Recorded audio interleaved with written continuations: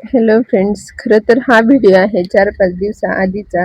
कारण मला हा व्हिडिओ अपलोड करायला खूप लेट झालेला आहे. खरं तर आम्ही निघालो होतो अक्कलकोटला. मी, दीदी, शिवानी, परी, प्रथमेश, आई आणि आमचे हे. आम्ही एवढे सगळेजण निघालो होतो आमच्या कारमध्ये अक्कलकोटसाठी. खूप दिवस झाले कुठे गेलो नव्हतो आणि आज शिवानीचा बर्थडे पण होता. त्या निमित्ताने म्हणलं कुठेतरी जाऊन येऊयात. सगळ्यांनी ठरवलं अक्कलकोटला जाऊयात. तर ठीक आहे, चला निघूयात म्हणून आम्ही निघालो होतो. सकाळी पहाटे 5 वाजता उठून घरामधला स्वयंपाक, जेवण वगैरे सगळं आवरून 9 वाजता आम्ही घर सोडले.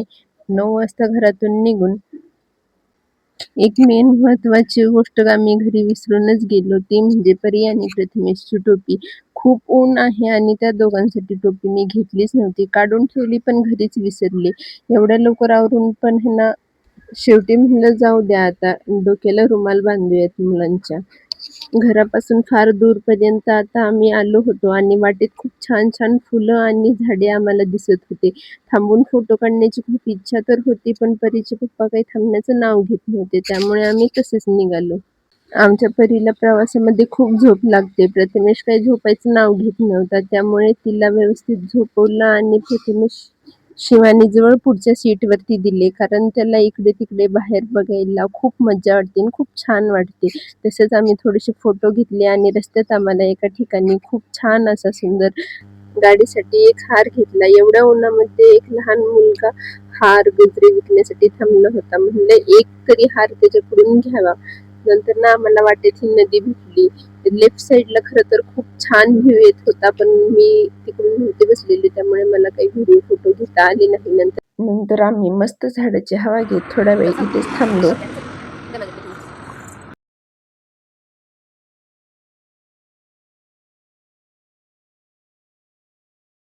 आम्ही सगळे वाटेमध्ये थांबून छोटासा ब्रेक घेतला होता आणि हे गाडीतच बसून आहेत. म्हणलं छान फोटो आणि व्हिडिओ तरी काढूयात, तरी नाही, अजिबात नाही. आमच्याबरोबर अजिबात फोटो काढायचे नाहीत. पण हे कुठे बाहेर गेले आणि फिरायला गेले, की ते स्वतःचे आणि त्यांच्या फ्रेंड्सबरोबर खूप छान असा मस्त पोज देऊन फोटो काढतात. आणि आमची परी बघा आता काय करत आहे. हाय प्रिशा, इकडे बघ, इकडे बघ, इकडे बघ.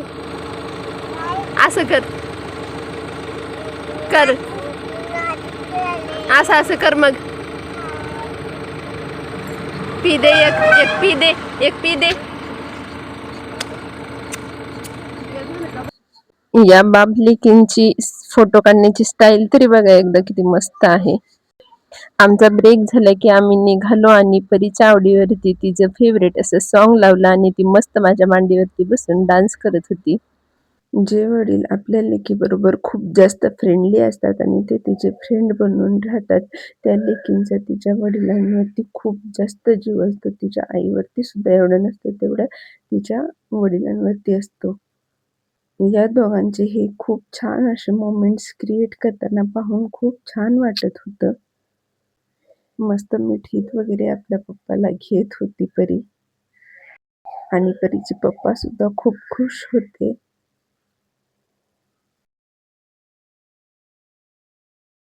लेकीचं बापावरती मस्त असं प्रेम ओतू जात होतं. ते पाहून झालं की आम्ही जात होतो स्वामीच्या दर्शनासाठी आणि इथून बाहेर निघाल्यानंतर ना आम्ही जात होतो आता मंदिराकडे.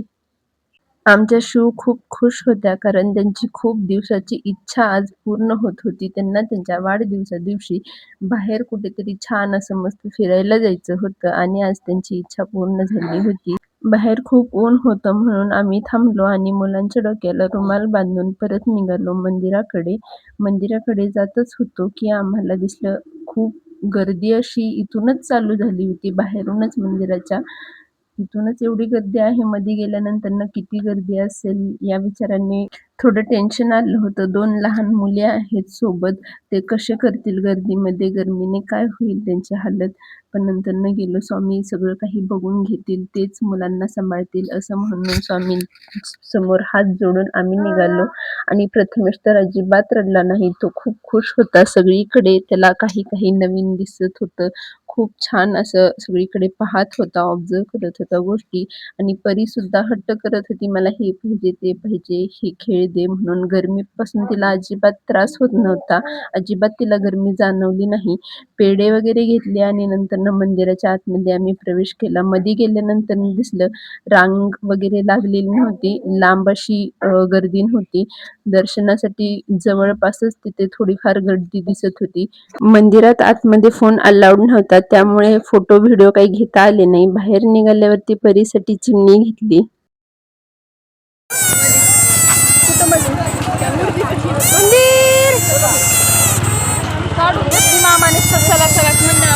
₹30च्या चिमणीमध्येच परी फार खुश होती. नंतर ना आम्ही गेलो अक्कलकोटमधील स्वामीच्या सुंदर अशा मूर्तीकडे.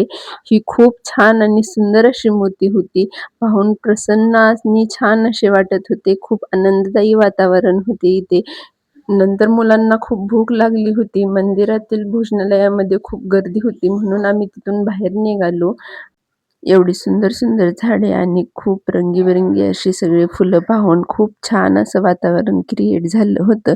आणि खरंच आजचा आमचा प्रवास खूप छान आणि आनंदमय झाला होता. खरं तर एक गोष्ट तुम्हा सगळ्यांना सांगायची राहूनच गेली. आज वाटेमध्ये घरी जाताना आमचा ॲक्सिडेंट होता होता राहिला. खूप थोडक्यात तो पुढचा माणूस आणि आम्ही दोघांनीही ब्रेक दाबला, त्यामुळे ॲक्सिडेंट झालेला नाही.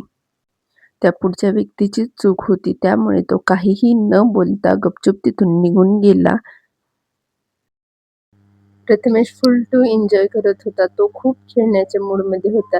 त्याचं खेळून झालं की आम्ही एका ठिकाणी हॉटेलवरती जेवण करण्यासाठी थांबलो. सगळ्यांनाच खूप भूक लागली होती. जेवण करून झाल्यानंतर निघताना एक व्हिडिओ घेतला. त्या व्हिडिओवरती सगळेच जण खूप हसत होते. हे काही गार्डन आहे का? गार्डनमध्ये असा व्हिडिओ काढतात असं म्हणत होते. नंतर परी आणि शिवची पण थोडी मस्ती करून झाली आणि आम्ही निघालो आता तुळजापूरला. आम्ही घरी जाण्याच्या रस्त्यावरतीच तुळजापूरचे म्हणजे तुळजाभवानी आईचे मंदिर आहे आणि आम्ही आईचे दर्शन न घेता घरी जाऊ हे होणं तर शक्यच नाही. त्यामुळे आम्ही आलो होतो तुळजापूरला. आता मी इथे लग्नानंतर दुसरी वेळेस येत आहे. ही माझी दुसरी वेळ आहे तुळजापूरला येण्याची. त्याच्या आधी मी लग्नातच आले होते आणि त्याच्या आधी मी कधीच आले नव्हते. लग्नाच्या आधी सुद्धा कधी आले नव्हते. हा तुळजापूरचा मंदिराबाहेरचा परिसर हा एवढा मोठा असा परिसर आहे की इथे मी ते सगळं रेकॉर्ड नाही करू शकले. आणि नंतर ना आम्ही आता निघालो होतो मंदिराच्या आतमध्ये. आम्हाला तुळजाभवानी आईचे मुखदर्शन करायचे होते, पण गर्दी बघून आम्ही बाहेरूनच दर्शन करून जाणार होतो. कारण लहान 2 मुले आहेत सोबत आणि दिवसभराचा प्रवास ऑलरेडी झालेला आहे आणि आता नंतरनं गर्दीमध्ये जाणं थोडंसं शक्य होत नव्हतं, म्हणून आम्ही बाहेरूनच दर्शन घेऊन आलो. खूप छान आणि प्रसन्न असं वाटत होतं.